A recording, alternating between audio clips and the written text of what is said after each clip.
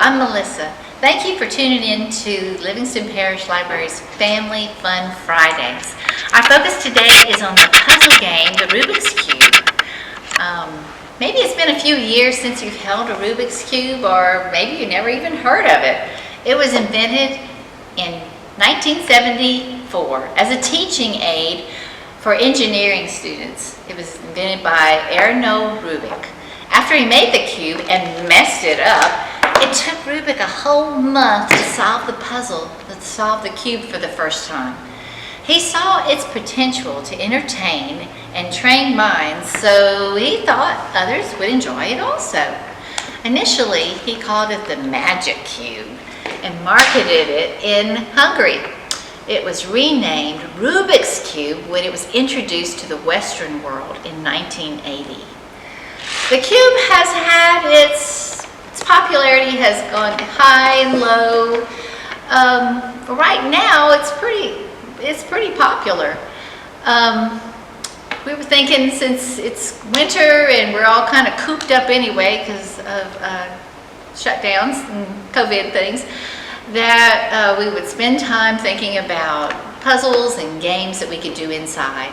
So while you're spending more time at home, entertain yourself and keep your mind active and challenged with our library resources. On the Livingston Parish Library's online databases, there are several sites that have games listed. There's Hobbies and Craft database. It has a section for indoor recreation, which has instructions on how to play chess and checkers and card games too. Universal Class in our database has instructions on games for all ages. There are launch pads. Launch pads are preloaded iPads. You can't put anything else on them or use them for anything like internet, but there's games and puzzles that are already loaded on them. This is one for a child. There are 3 different age groups. This one's 3 to 5, and there's also like 6 to 8, and then 8 to 10 for the different age groups.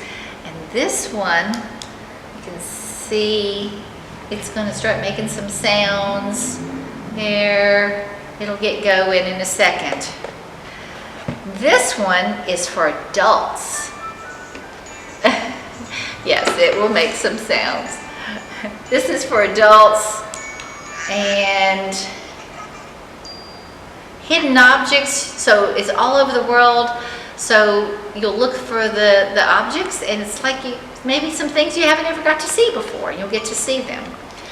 And it does improve observation skills, and it's fun to do. And this one is for teens, and this is a literary one. It's called Do You Know Book Trivia? So it has some of the books that teens like to read, and there's a trivia test, trivia games on it. And you might do it yourself, and learn some things about the books. There's also, for the teens, there's also math, there's algebra, there's science. There's a lot of different subjects that they can practice. We have other resources that the library can give you too. So there's the Creative Bug is on our website, and it gives you inspiration for new projects. And it has daily practices for you to give you a challenge, and you can practice new art forms. According to Mr. Rubik, puzzles bring out the important qualities of each of us: concentration, curiosity, a sense of joy, and eagerness to discover a solution.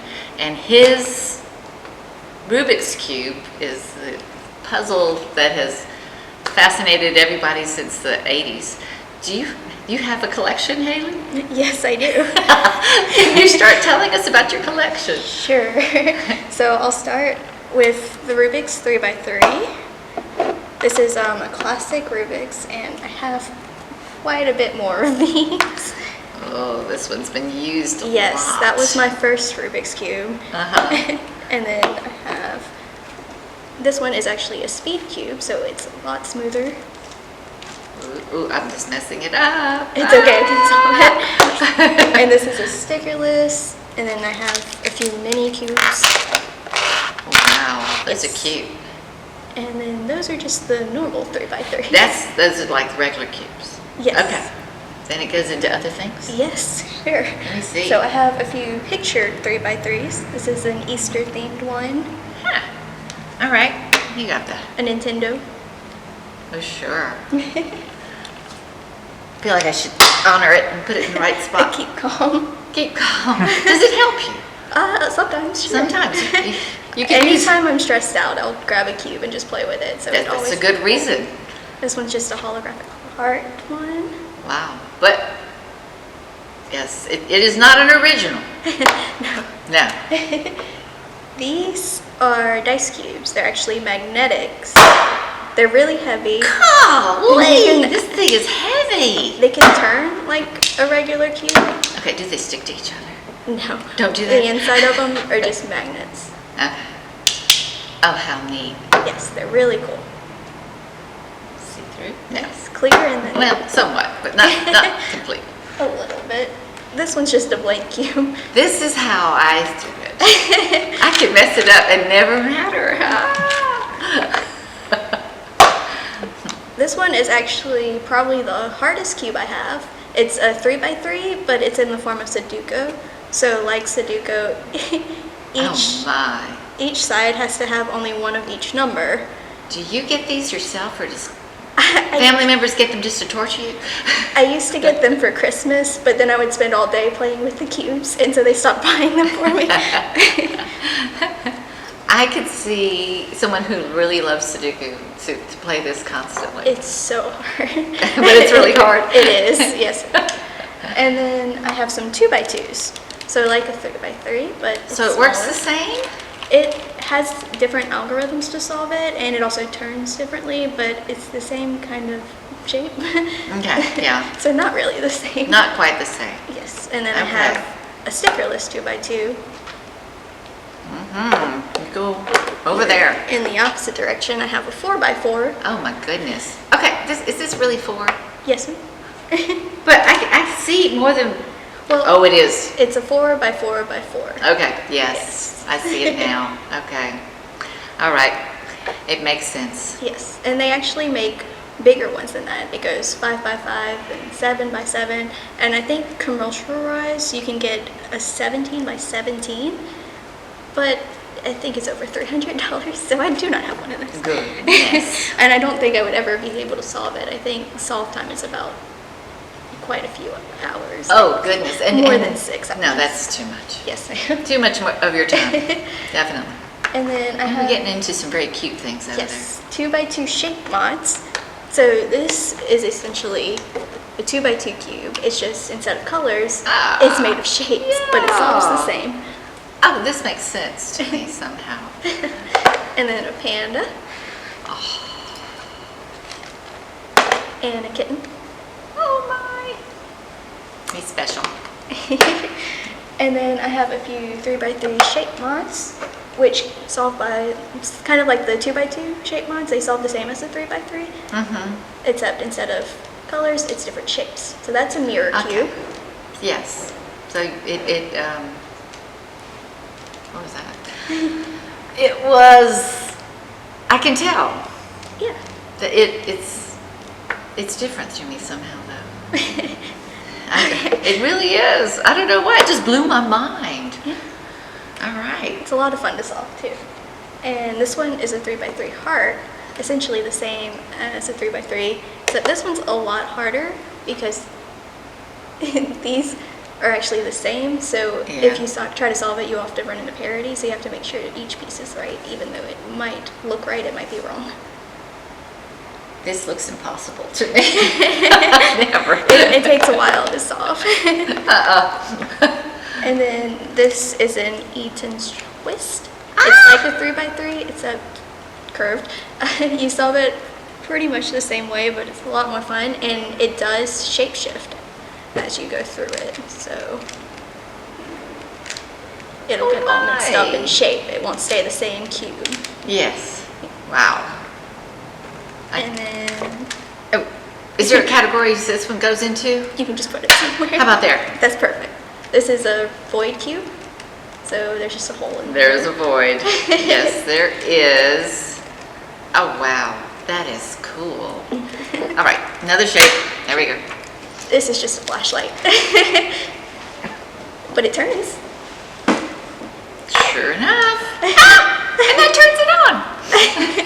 I'll give it back to you. Thank you. Turn it on. There we go. We're running out of space. This is a pyramids. And, oh yeah, boy, this thing's moving everywhere. Okay. All right, more shape. This is a Dino cube, the cornerstone. Ooh. All right.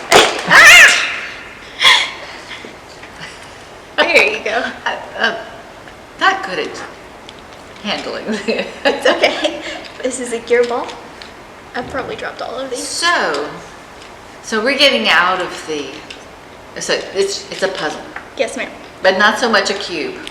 Not really a cube, no. Okay, I'm afraid of this one here. It looks like a, It's actually really easy to solve. It only takes 2 algorithms. ah. All right, now that looks like a cube. This is a snake. It actually No. unfolds in a line, Okay, and then you have to get it back into its cube form. is that very hard? I haven't done it in a while, so I don't know if I could do it. No, I'm It not would gonna make you probably prove take it. a I'm little not bit. gonna make you prove it at all. This is an ornament. It's a 3 by 1 by 2. So it does move. Yes, it does move. And it's a Christmas tree. All right. That's a good one. Yeah, it's cute. And then this is a rainbow ball, which if you want to solve something, I think anyone can solve that. It's 100% intuition. I'm giving it back. Yes, thank you. It's fun to play with. It is. It kind of hurts if you try to solve it fast though, because your fingers will get stuck. Oh my.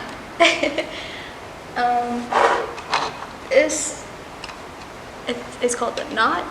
You move these strings around and it'll make a giant knot in the middle, and then you have to untangle it. Slide. Yes. Oh, all right. I give it back. I give it back. This is a Mega Minx. Okay, so does this come apart? Yes. It doesn't shapeshift. Okay. I was like, falling apart. Okay. It's kind of like a 3 by 3. You solve it in the same sense, except instead of having 6 sides, it has 12 sides. Wow. It's There really are fun. a lot of variations on Yes. this. This doesn't even scratch the surface of the world. The Rubik's Cube, all of these puzzles probably sprang, I would say.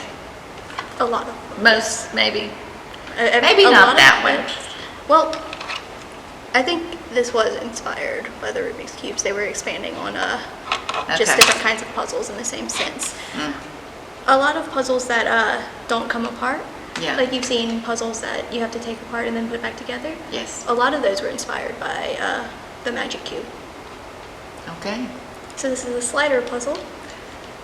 It looks like, I don't know, like makeup compact or something. But I wouldn't use all these colors though. Okay, but no makeup here. No, that's a different program. Okay. And this is just a shape puzzle. You can unfold it and make different shapes out of it. Yowie. Yes. It looks like it could be like a wristband or something. Like one of those. Yeah, like a slap. Yeah. Yeah.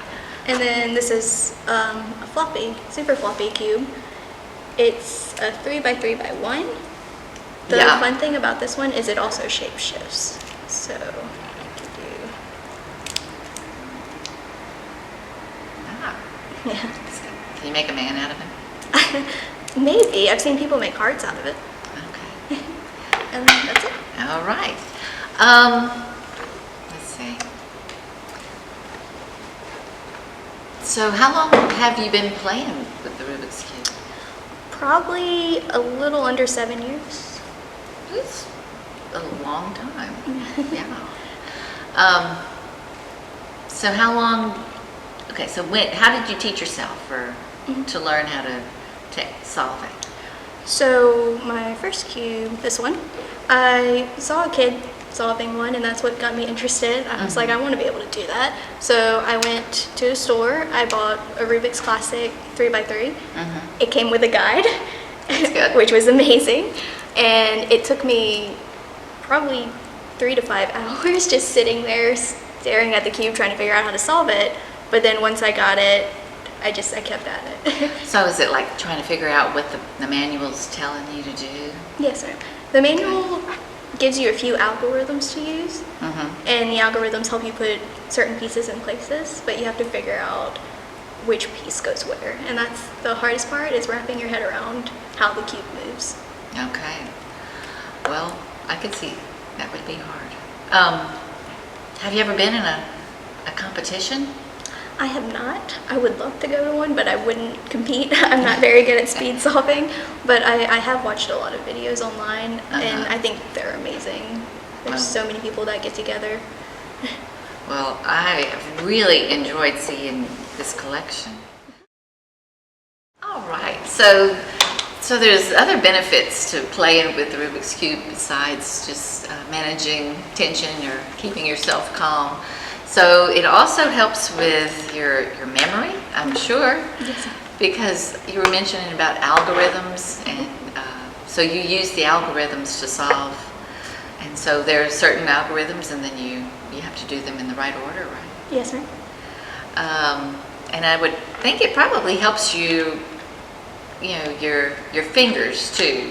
Like, maybe your joints aren't bad, but my joints could probably use a little workout, So whenever you're working it, it's like your hand learns what it's doing. Because I've seen you working the Rubik's Cube, and she's not even looking. She's doing it. She's solving it. So it's like her hands have learned. It's kind of like typing. You know what you're doing. You don't even have to look at it. Your muscle memory has it. Yeah. Also, it keeps your mind active, learning something new. 7 years ago, you learned how to do this, and now it's just like riding a bike. You'll probably always be able to do it. Yes. Yeah. I've noticed even recently, I haven't played with a few of these in a while. Haven't had time, but I picked them up, and I still know how to solve them. That's good. Yeah, it is. It's nice. Well, yeah, it would be something for like a person like me to learn how to do this. It would probably be monumentous, big effort, but I think there would be benefits because it'll help my memory, it help my joints, and also it gives me a connection with somebody. Like I've had fun learning about Rubik's Cube with you or from you, and also to be able to share it with somebody else. Yeah, I've met a lot of friends just seeing someone with a cube, or they see me with a cube, and talking and comparing our sets of collections and our times and everything, and it's really nice. I've met a lot of friends like that. Yes, and like for me, I have grandkids, so I could play with the Rubik's Cube, and maybe they could learn how to do it, and I could also. All right, so let's see. Haley's going to show us some fun things to do with the cube besides solving them. So, the first one is easy checkerboard. So these are worked with algorithms? Yes. All right. So for an algorithm, it's basically in steps. Each step, it'll tell you what to do. For the most used algorithms are going to be right, which you will turn the right side clockwise, and then left, which you would turn the left side clockwise. So that would be R and L respectively. And then F, which is face, and you will turn face clockwise.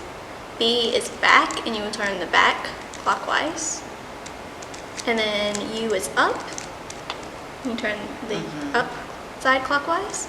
And T is down, which you will turn the down side clockwise. But then they also have the prime. So it's basically R prime would be R and a dash, and that would mean right but counterclockwise. Okay. Yes. All right. And then I think in our algorithms we are using middle, so an M slice is just the middle ones. Oh. All right. Okay, so for the checkerboard, the easiest way to do it is R2, L2, U2, D2, E2, F2. Ah. Okay. Let me see. Oh, yes, definitely. It is a pattern. Yes. All right. Are you going to use the same cube again? Yes. Okay. So with algorithms, the good thing about them is if you do the inverse of it, you can fix it. So just do everything backwards, Oh, yeah. You have to get it back. and it'll go back to the way it was. That's perfect. It is. It's wonderful. All right. There's some more fun ones. Yes. So this is the sixth spot, which is U down inverse, R left inverse, F back inverse, and then U down. All right. Oh, down inverse. So that's the spot. Yes. So We it have puts spots all around. spot in the middle. Very neat.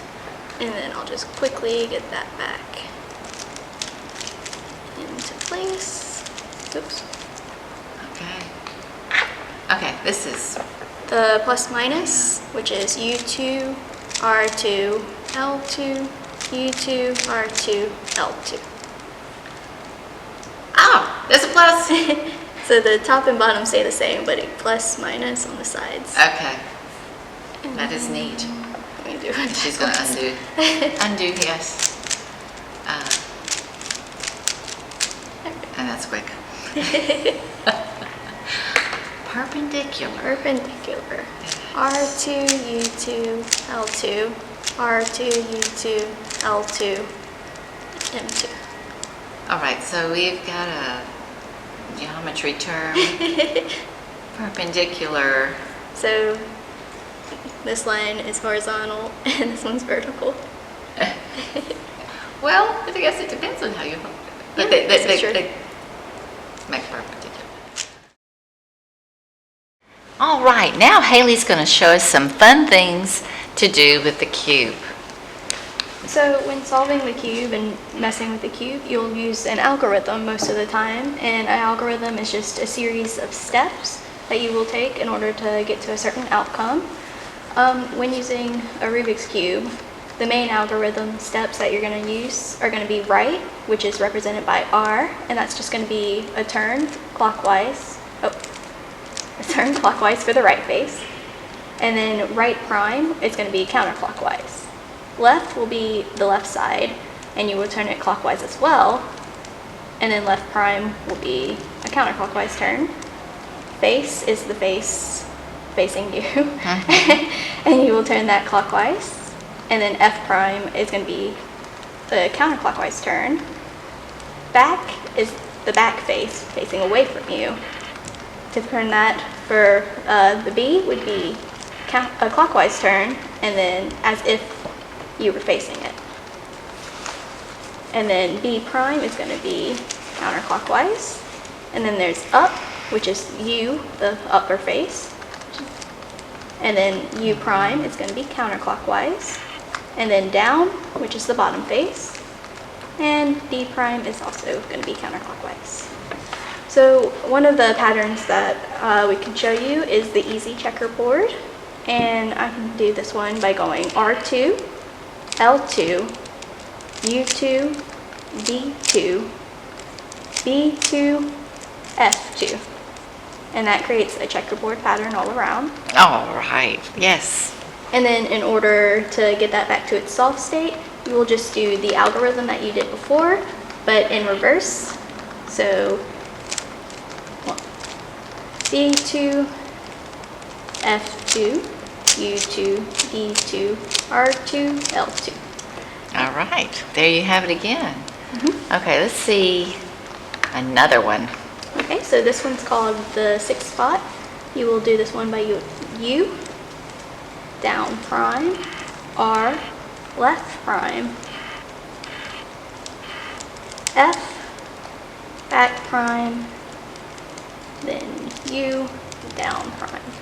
Oh, And that just creates a spot in the middle. I love it. And then, That is so good. like the last algorithm, with this one to solve the cube, you will just do it in reverse. Okay. Let's see. And there's another one. Oh, wait. Sorry. Getting back to... This one is called the plus minus, which is going to be U2, R2, L2, U2, R2, L2. And that creates a plus sign. And a minus sign. And minus sign. Oh, that is so good. Yes. I'm going to go next. All right. So we're moving to another one.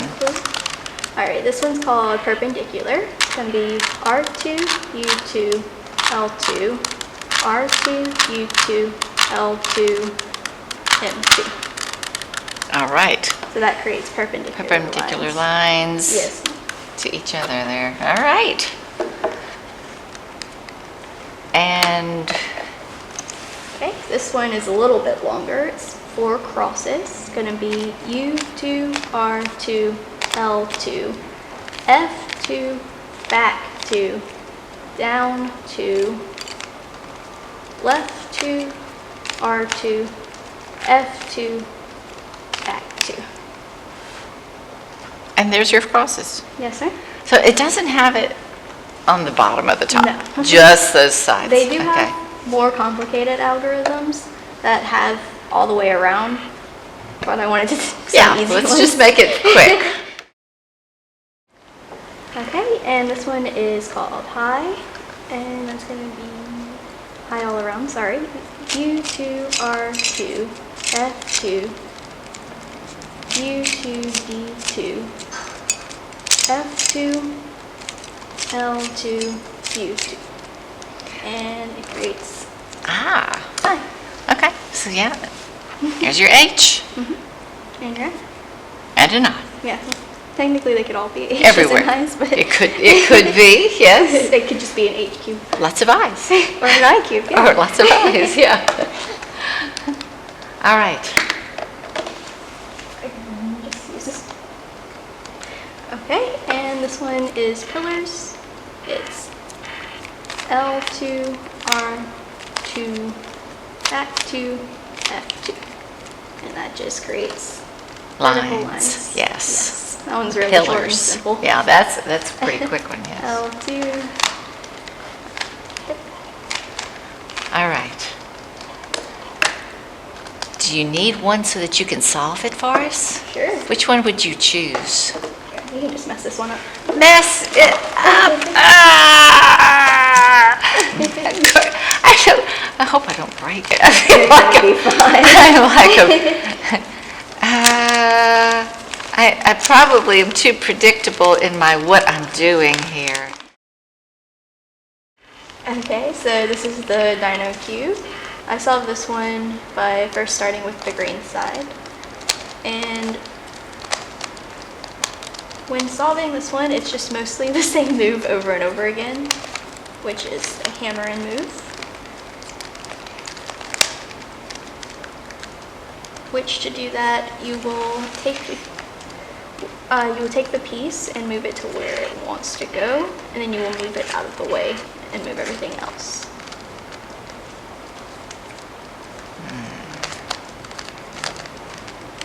How can you tell which way it wants to go? It has to match the colors next to it. Okay. Yes. So it's more of where it belongs instead of All where right. it wants to go. There. All right. All righty. Thank you. So that was one solve. One And this is type. a 3x3. To solve a 3x3, I again start with the green face and I build that.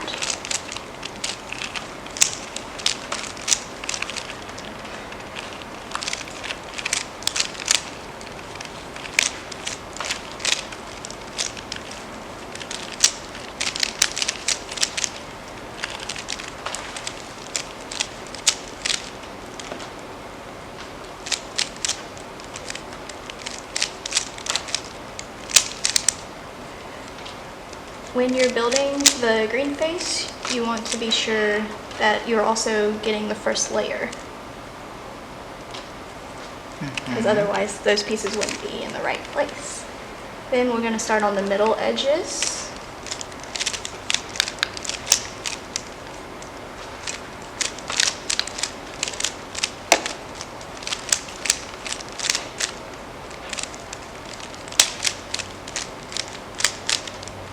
After that, we're going to do the blue face. We're going to do the cross first.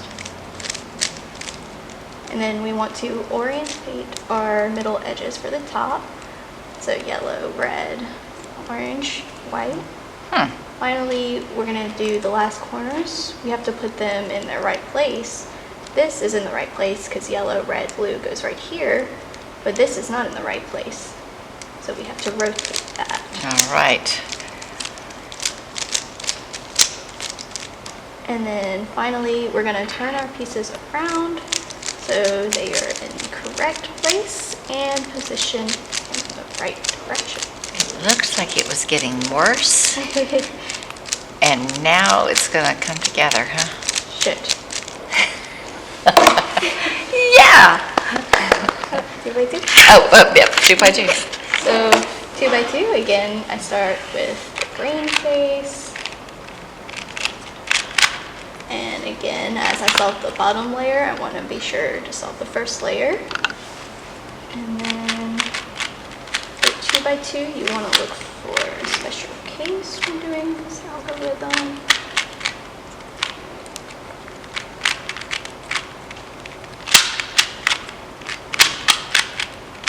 There it is. Ha, there it is. There are more things that we can learn from games. So here we have like this, the puzzle is like a game. So games help you to increase your brain power, and so sometimes whenever, you know, hanging out, you know, a game is the perfect thing. It helps develop your social skills with your family members and good sportsmanship too, because hopefully you play nicely together, but those who win cannot gloat, and those who lose can feel like it was still fun. It could also be a way for maybe someone like me. I never did shine doing athletic stuff, but I could play some games and have fun. And then if you have something that you really learn how to play well, then you can excel at that. And you get positive attention from being part of this game and a family situation, instead of you know, feeling like I'll never shine. Children can also become confident at doing something on their own, you know, playing games by themselves or with their family members. Thank you. And also games with some strategy, like chess or checkers, can help you to learn you know, strategies and teamwork and decision making. Maybe you're playing some game that has a whole lot of strategy to it. Okay, Mahjong is one of the games. It's little tiles. It's so, you know, you find the two that match and take them off. It's memory and observation. It's really great. Checkers and chess, problem solving and strategy, fun game. Sudoku, patterns, and we actually have a Sudoku cube. Yes. All right, crossword puzzles. Helps your verbal skills. There's different kinds of crossword puzzles even. I found one where you just fill in the words. They actually give you the answers. It is crazy. Okay, dominoes. Oh, they're so fun. And there's all different kinds of domino games to play too. And, I mean, like all different age groups can play it together. Go. It's an old Chinese, or Asian at least, strategy game. And anyone can play this. And it can go on for a long time, or it can be a short game. Tangram. So these are little shapes, and you make them into pictures. So it's factual relationships and problem solving too. And then it's just fun. You can play anything with them. It's kind of like blocks. And I just found out about something called the Tower of Hanoi, which has like size ratio, and you have to like move them across. Oh, I did it, and I felt such a sense of accomplishment. Okay, so thank you for your attention while we go through the things that you could do with your family, like learn how to play the Rubik's Cube, or maybe you could play some games. Thank you for watching us today. Be sure to tune in to see more Family Fun Fridays and our virtual story times on Monday morning and evening. And you can tune in to see our virtual crafts on Tuesday for children and Fridays for adults. And from the craft that you saw on Tuesday, there'll be a craft bag that you can come get from the children's section, and you can do the craft at home yourself. And then there are also virtual ukulele class for those of you who would like to learn to play the ukulele. That's for those who are over 12. And that's on Saturday. And on Saturday, there's also signing Saturdays. And that's for those who want to learn how to speak to those who are hearing impaired. We also have a virtual trivia challenge. So it's on every other Friday. Get together with people online, and our host Scott reads out challenging trivia questions and gives you the chance to, maybe you'll win, who knows. You can come get a little bit of a button or something from the library whenever you participated. All right.